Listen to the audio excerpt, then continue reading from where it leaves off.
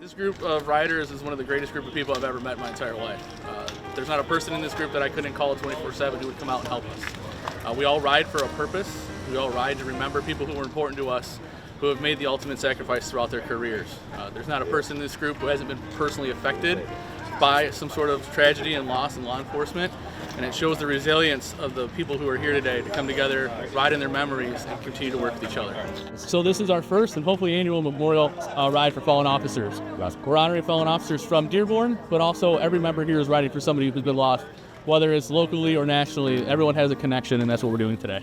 It's great to let the community know that, one, we're appreciative of them allowing us to ride through and to remember these fallen officers. There's family members today. We have survivors here today with us.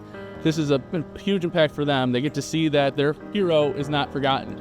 We carry their memory forward. We will always carry their memory forward, and they're forever a part of our family.